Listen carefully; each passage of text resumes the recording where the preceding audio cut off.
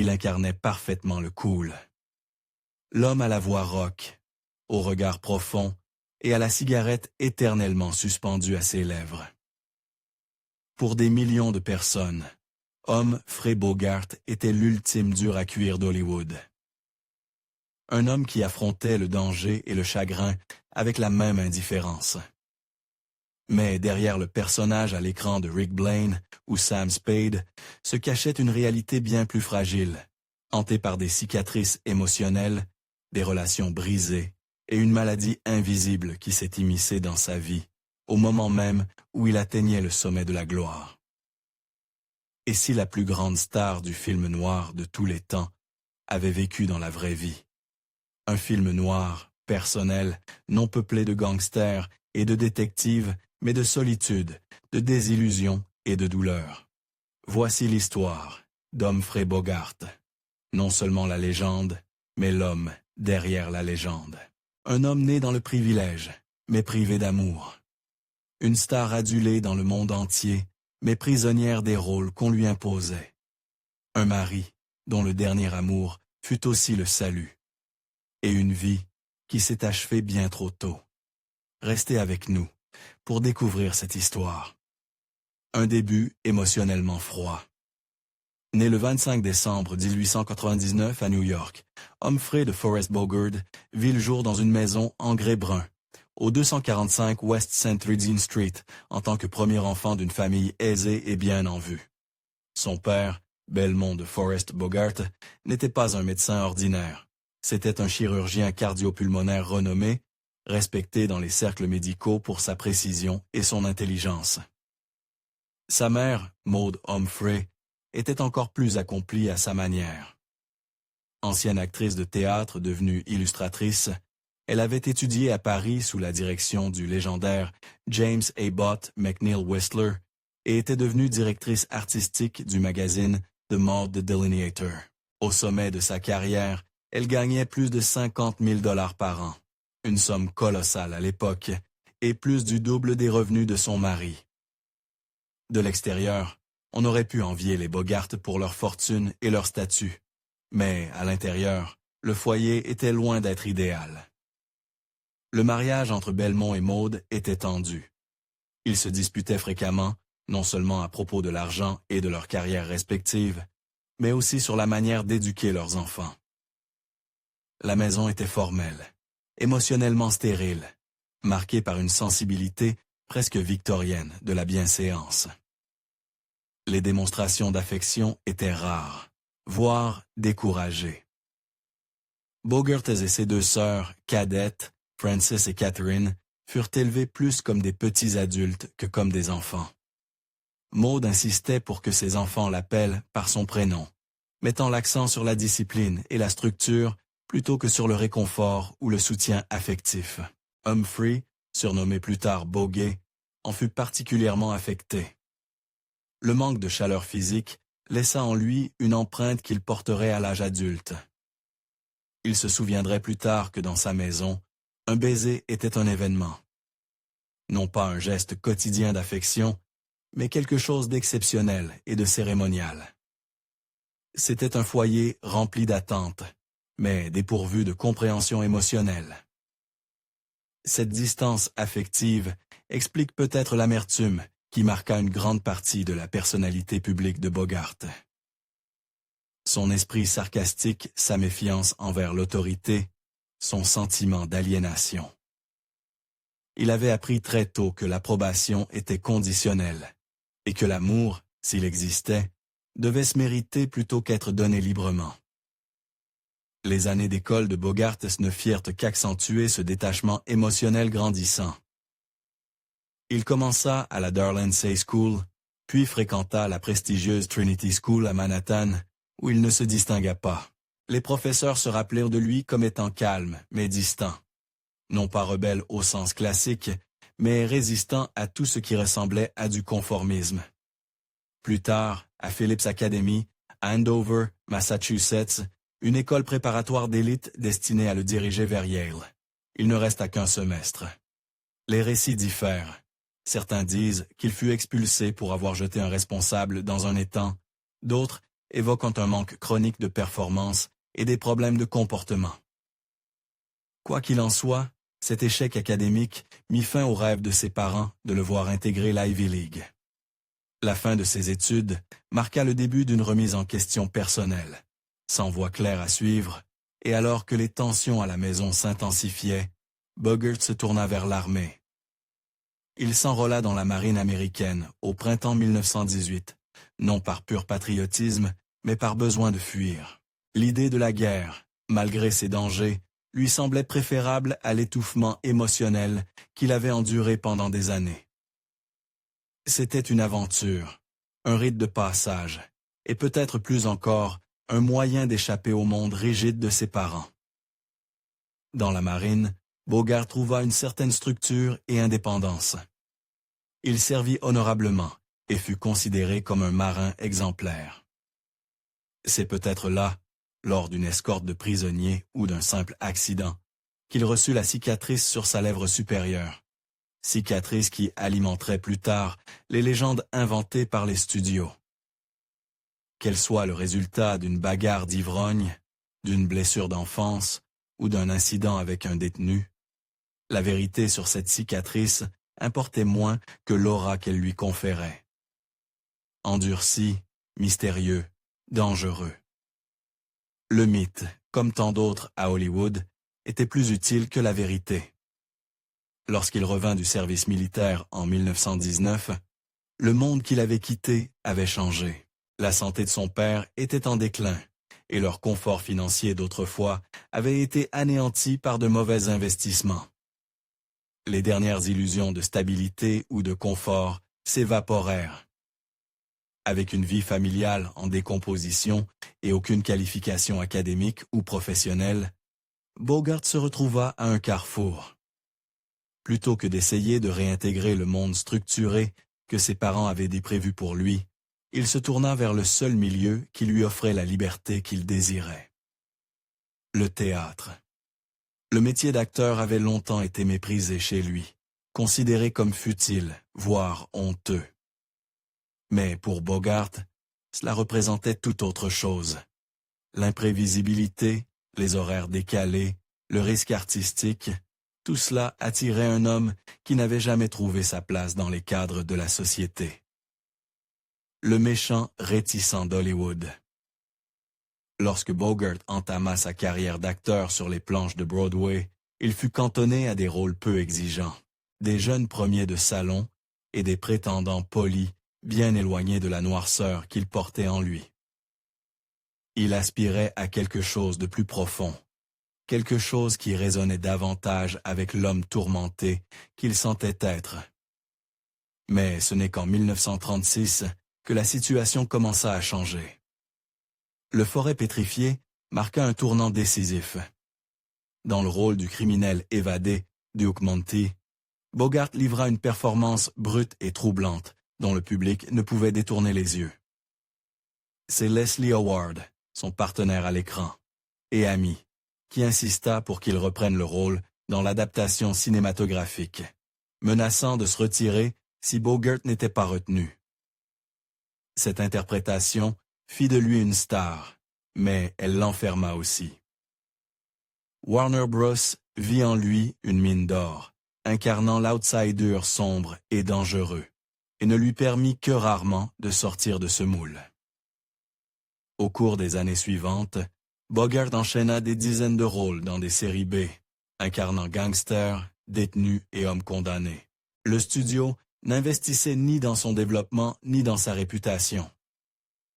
Tandis que des stars comme James Cagney et Edward G. Robinson obtenaient les rôles prestigieux et les plus gros cachets, Bogart devait se contenter des restes. Le travail était harassant, les scénarios souvent médiocres, les conditions de tournage éprouvantes. Il travaillait parfois sur 2 films à la fois, tournant sous des projecteurs brûlants dans des studios non climatisés. En privé, Bogart devenait de plus en plus amer. Il détestait être cantonné à un type de rôle, mais il baissait la tête et faisait le travail. Dans les coulisses, sa vie personnelle se désagrégeait.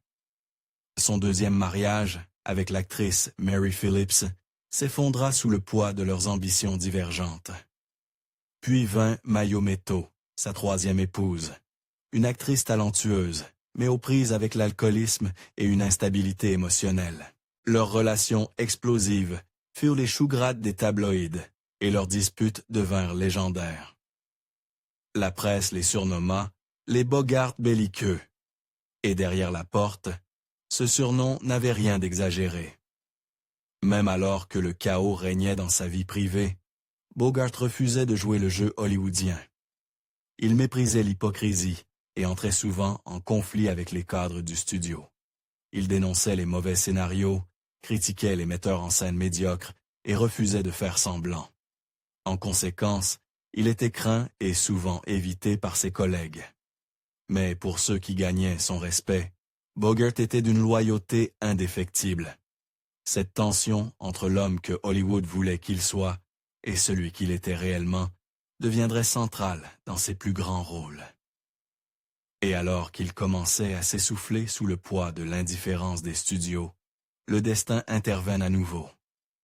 Briser le moule et trouver l'amour.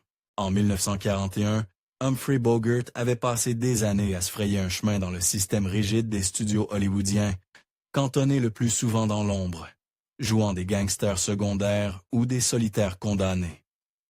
Mais quand High Sierra sortit en salle, tout changea.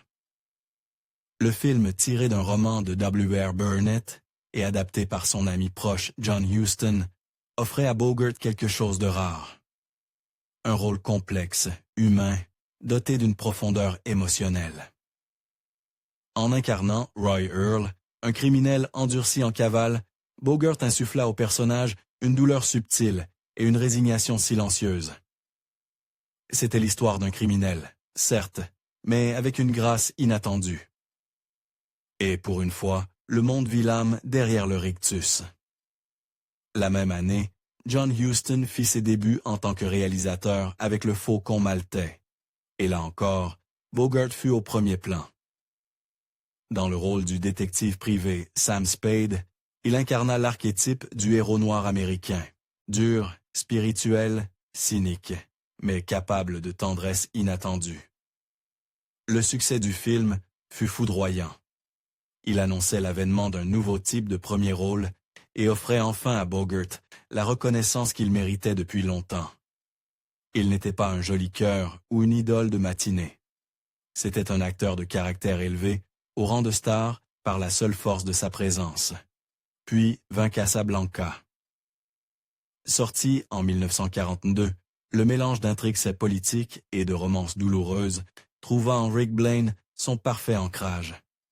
Le personnage, désabusé, meurtri émotionnellement, moralement tiraillé, était un miroir de Bogart lui-même.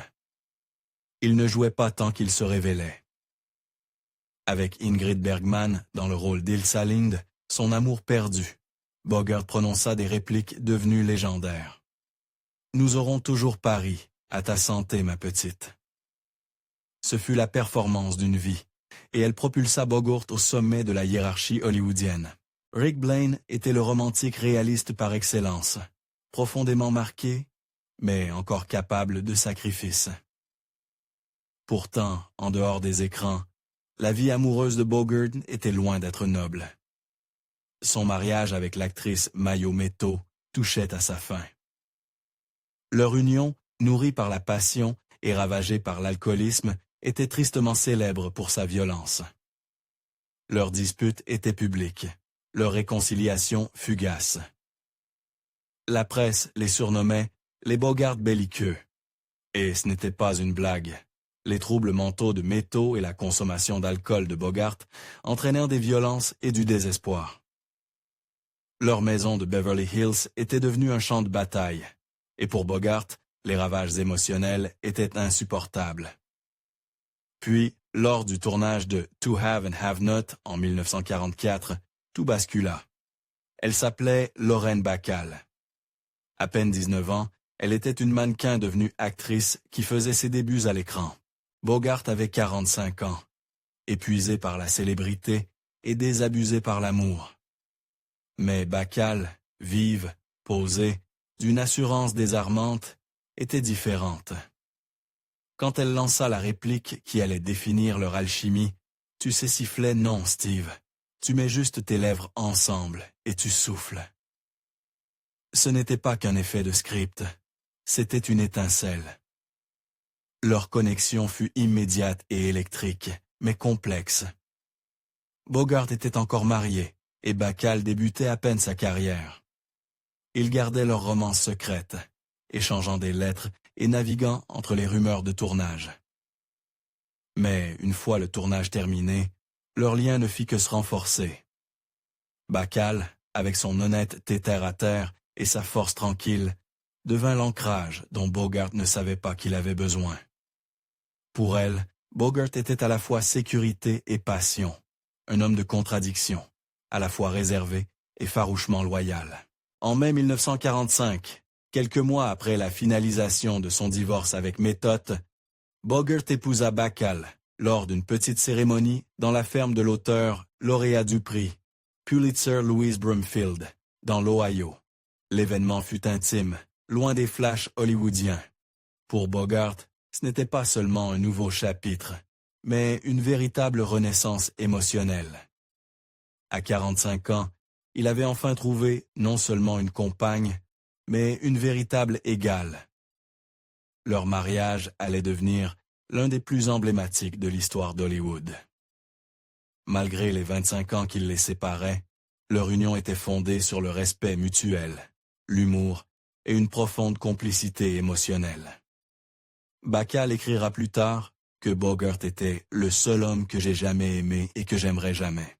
Ils se soutinrent mutuellement dans leur carrière, jouèrent ensemble dans plusieurs films, Le Grand Sommeil, Les Passagers de la Nuit, Quai Largo, et furent connus non seulement comme des stars, mais comme des collaborateurs, des confidents et des compagnons. En privé, leur vie domestique était remarquablement simple. Ils recevaient leurs amis proches, jouaient aux échecs, faisaient de la voile sur le yacht adoré de Bogart, le Santana, et eurent 2 enfants, Stephen en 1949 et Leslie en 1952. Pour Bogart, devenir père à presque 50 ans apporta une joie inattendue. Il était d'abord nerveux, craignant que les enfants ne l'éloignent de Bacall, mais il endossa rapidement son rôle avec une fierté discrète, triomphe et déclin. À la fin des années 1940, Bogart n'était plus simplement un acteur de studio. Il était une superstar. Il était devenu l'acteur le mieux payé au monde et pouvait enfin choisir ses propres projets. En 1951, il remporta l'Oscar du meilleur acteur pour son rôle dans The African Queen, aux côtés de Katharine Hepburn. Le rôle était exigeant, physiquement éprouvant, et très éloigné des rôles noirs urbains qui l'avaient rendu célèbre. Pourtant, Bogart brilla, prouvant une fois de plus qu'il était bien plus qu'un acteur à une seule facette. Au cours des années suivantes, il créa sa propre société de production et resta sélectif dans ses choix de rôles. Il joua dans Ouragan sur le Cannes et Sabrina, élargissant son registre et ajoutant de la profondeur à une filmographie déjà iconique. Mais alors que sa carrière atteignait de nouveaux sommets, quelque chose de plus sombre se développait en coulisses. Bogart avait longtemps été un gros fumeur et buveur, des habitudes qu'il avait prises jeune et conservées au sommet de sa gloire. Au milieu des années 1950, ses habitudes commençaient à laisser des traces. Il développa une toux persistante et ressentit des douleurs en avalant. Au début, il n'y prêta pas attention. Mais lorsque même le jus d'orange lui brûla la gorge, il ne put plus ignorer les signes. Début 1956, on lui diagnostiqua un cancer de l'œsophage. La nouvelle fut dévastatrice. Toujours stoïque, Bogart garda sa maladie secrète au début, cherchant des traitements en silence tout en continuant à travailler. Mais la maladie progressa rapidement. Il subit une opération exténuante de 9 heures, durant laquelle on lui retira l'œsophage et on repositionna son estomac. Une chimiothérapie suivit, puis une seconde intervention. Mais le cancer s'était déjà propagé. La présence autrefois imposante de Bogart s'efface à peu. Il perdit du poids de façon dramatique et devint trop faible pour monter les escaliers. Pourtant, même dans ses derniers mois, il conserva son humour sec et son esprit indomptable. Lorsqu'il ne put plus utiliser les escaliers, il plaisanta en disant qu'il prendrait le monde plate avec style. À travers tout cela, Bacall resta à ses côtés, infirmière, compagne et pilier émotionnel. Elle géra la maison, protégea sa vie privée et s'assura qu'il ne soit jamais seul. Dans ses derniers jours, des amis proches comme Spencer Tracy et Frank Sinatra vinrent lui dire adieu. Lorsque Tracy se pencha pour lui dire bonne nuit, Bogart le corrigea doucement. « Adieu, Spence. » Il savait que la fin était proche. Le 14 janvier 1957, Humphrey Bogart s'éteignit à l'âge de 57 ans. Il ne pesait plus que 36 kilos. Le monde venait de perdre l'une de ses plus grandes étoiles. Mais plus encore, il perdait un homme qui n'avait jamais cessé de se battre. Un héritage qui refuse de s'éteindre. La disparition d'Humphrey Bogart a secoué Hollywood. Ses funérailles, célébrées à l'église épiscopale All Saints, ont réuni des légendes, Ingrid Bergman, James Cagney, Olivia de Havilland et bien d'autres encore. John Huston prononça l'éloge funèbre, décrivant Bogart comme celui qui faisait bouger les carpes dans les temps hollywoodiens.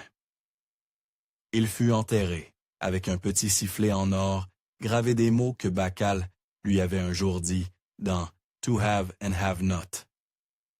Si tu veux quelque chose, siffle.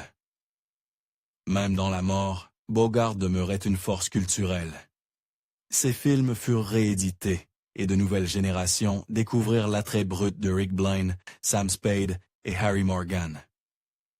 Les critiques, les historiens et les cinéastes le considèrent depuis longtemps comme l'archétype de l'anti-héros moderne. Un homme défini non par la perfection, mais par sa complexité morale. Des réalisateurs comme Martin Scorsese, Quentin Tarantino et Woody Allen l'ont cité comme une influence majeure. L'American Film Institute l'a nommé plus grande star masculine de l'histoire du cinéma américain. Récompenses, rétrospectives et festivals de cinéma continuent de saluer ses contributions. L'image durable de Bogart, l'imperméable, le fedora, la cigarette, le regard, n'est pas seulement un vestige du vieux Hollywood, elle est intemporelle. Mais l'héritage de Bogart ne se résume pas au rôle qu'il a joué. Il réside dans le courage qu'il a eu d'être lui-même. Dans une ville pleine d'artifices, il n'avait pas peur de dire la vérité aux puissants, de se battre pour sa dignité et de construire une vie fidèle à ses valeurs. Son mariage avec Bacall demeure l'un des plus admirés de l'histoire du divertissement. Non pas parce qu'il était parfait, mais parce qu'il était authentique. Il fut tout retour solitaire, sceptique, combattant et romantique. Et en fin de compte, Humphrey Bogart ne fut pas défini par la tragédie, mais par la manière dont il l'a surmontée. Son histoire rappelle que la grandeur ne réside pas dans l'absence d'épreuves, mais dans la capacité à les affronter avec grâce, esprit et détermination. Humphrey Bogart a laissé derrière lui bien plus qu'une collection de films inoubliables. Il a légué un héritage de force, de complexité et d'authenticité. Dans un monde souvent fasciné par les apparences, il reste un exemple éclatant de ce que signifie vivre et mourir avec intégrité. Et vous, quel est votre film préféré de Bogart? Pourquoi pensez-vous qu'il continue de captiver les spectateurs, même des décennies après sa mort? Partagez vos réflexions dans les commentaires ci-dessous. Si vous avez aimé cette plongée dans la vie de l'une des légendes les plus durables d'Hollywood, n'oubliez pas d'aimer cette vidéo, de vous abonner à notre chaîne et d'activer la cloche de notification pour plus d'histoires qui vont au-delà de l'écran. Merci de votre écoute.